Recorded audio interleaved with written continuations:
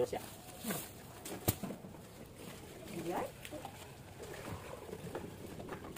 Kapogi naman na masonare. Mali yung bayad eh, kaya Red doors lang po bayad na. Kailangan niyo po ng mason, hindi eh.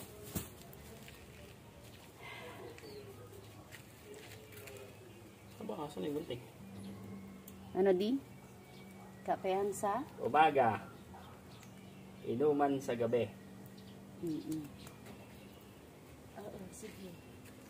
Guys, magandang table. Masarap din uminom.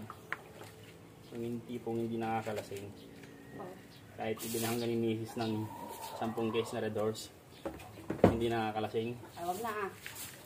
Palitan niyo lang yung kanyan. Pakahirap na ito.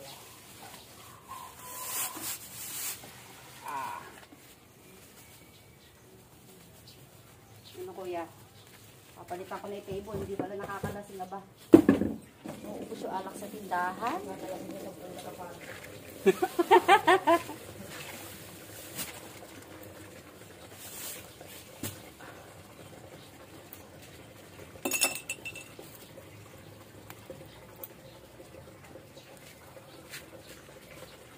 Yung harap, lagyan mo na para matuyo. Kaya mamaya.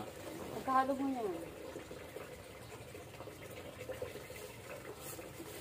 Sayang to, basura no? Lagyan mo sa ilalim ng motor.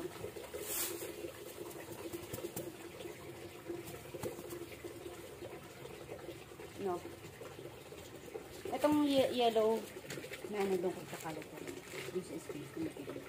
Pagkahaloin. Okay? Eh gusto mo, lahat ng pato, ikalit na natin dyan. Saan? Yung hindi mabubuhusan. Oo nga, ganun nga. Nilalagay natin siya sa mga gilid.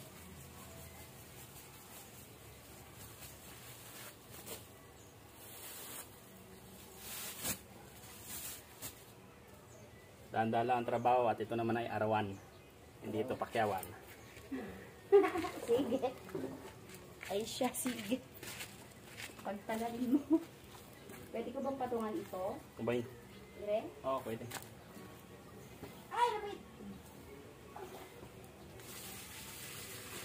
Testingin natin yan mamaya ng malamig na Red Horse.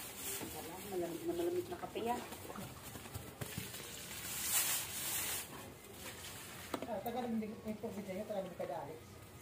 Hindi po. Kaibigan ko yung asawa ni Alex. Taga ano yung si Kuya Alex eh? Taga, hindi ko alam kung taga si Alex, si Melka, Masbate. Masbate yung asawa yung ano, taga yan siya. Bisaya sa tayan. Bisaya, banda. Kahit. Si Mel.